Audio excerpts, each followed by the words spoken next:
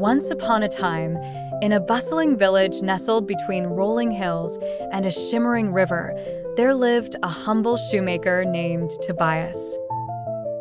Tobias was known for his kindness and the high-quality shoes he crafted by hand in his small workshop.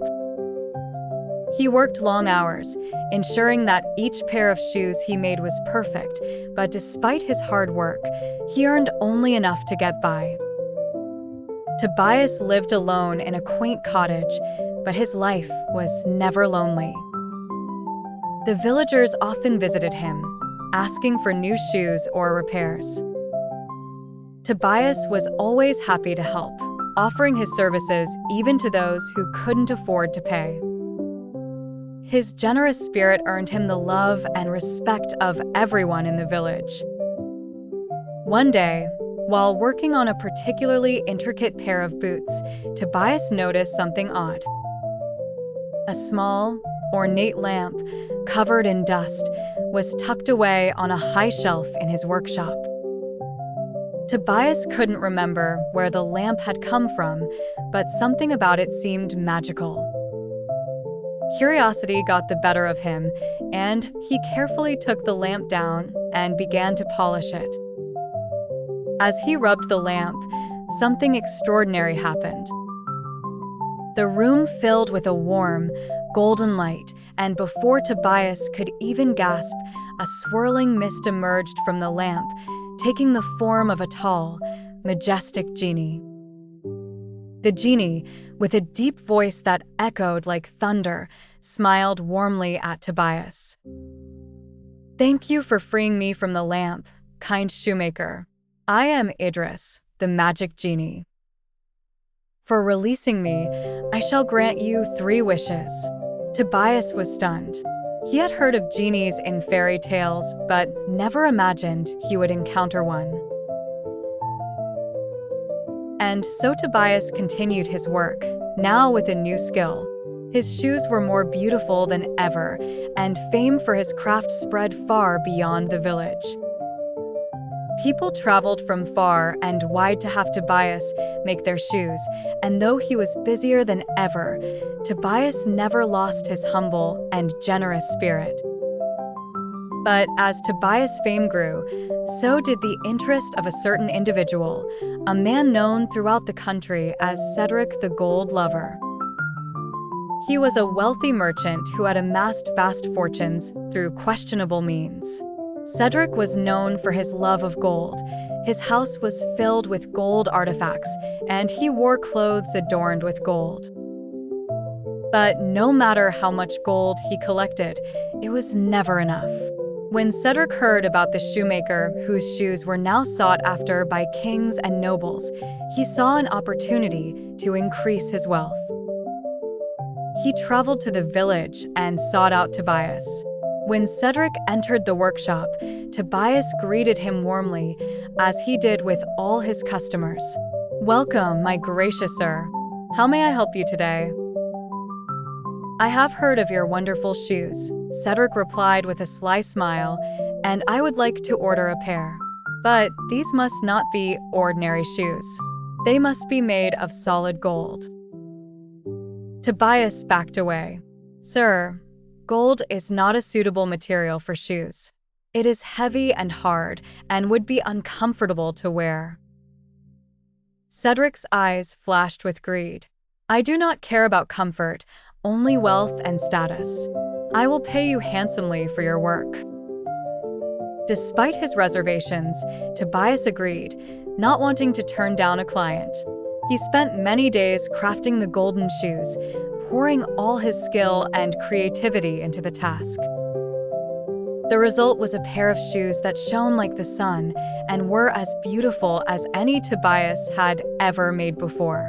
When Cedric returned to collect the shoes, he was very pleased. He paid Tobias a box full of gold coins, but Tobias felt no joy in the transaction. He knew that the shoes would bring Cedric no comfort or happiness.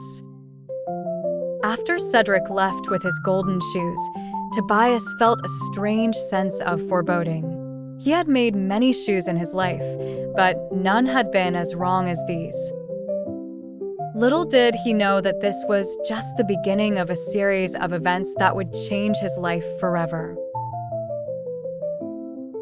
Cedric proudly displayed his new golden shoes at a grand banquet he hosted for other wealthy merchants. The shoes were the talk of the evening, with everyone admiring their craftsmanship. Cedric reveled in the attention, his vanity growing with each compliment. But as the night wore on, Cedric began to feel strange. His feet grew heavier and heavier, and he started to struggle to stand. By the end of the night, he could barely walk, and his legs ached as if they were being crushed by the weight of the shoes. The next morning, Cedric awoke to find his feet swollen and his legs stiff. No matter what he tried, he couldn't remove the golden shoes. It was as if they had fused to his feet. Panic set in as he realized that the very shoes he had commissioned out of greed were now his torment. Desperate, Cedric sought out healers and magicians, but no one could help him. The shoes were cursed, they said, a punishment for his greed and vanity. Cedric was forced to stay in his home, unable to move freely. News of Cedric's plight spread quickly, and soon everyone knew that the golden shoes had brought about his downfall. Tobias, upon hearing what had happened, was filled with sorrow. He had never intended to cause harm, but he couldn't help feeling responsible. Tobias knew he had to do something to help Cedric, but he didn't know where to start. Then he remembered Idris, the magic genie, and the 2 wishes he had left. Perhaps Idris could help lift the curse. Tobias wasted no time. He took the old lamp from its shelf and rubbed it once more. Idris appeared in a swirl of golden light, smiling kindly at Tobias. "Hello again, my friend," Idris said. "What brings you to call upon me?" Tobias explained what had happened with the golden shoes and Cedric's curse. "Idris, I never meant for this to happen. Can you help me lift the curse from Cedric?" The genie listened carefully and then nodded. "Your wish is selfless and kind, Tobias. I will grant it." Idris raised his hand, and a warm light filled the room. "The curse on Cedric is lifted.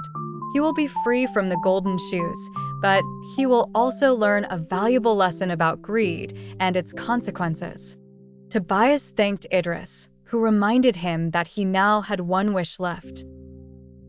Tobias decided once again to save it for the future, just in case he needed it. When Cedric awoke the next morning, he found that the golden shoes had vanished, and he could move freely again. He was overjoyed but also humbled by the experience. He realized that his greed had brought him nothing but misery and vowed to change his ways. Cedric sought out Tobias, not to demand more shoes, but to apologize. "I was blinded by my love of gold, and it nearly destroyed me.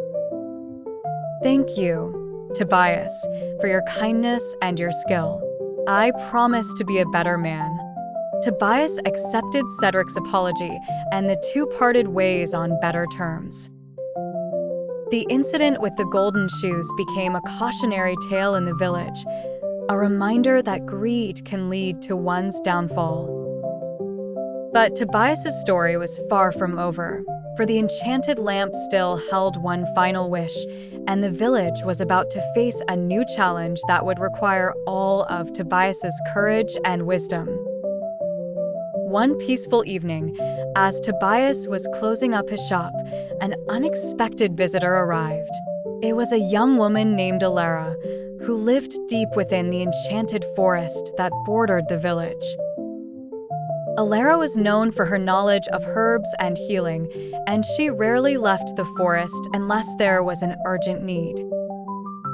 "Tobias, I need your help," Alara said, her voice tinged with worry. "The enchanted forest is in danger. A dark force is spreading through the trees, and the animals are fleeing.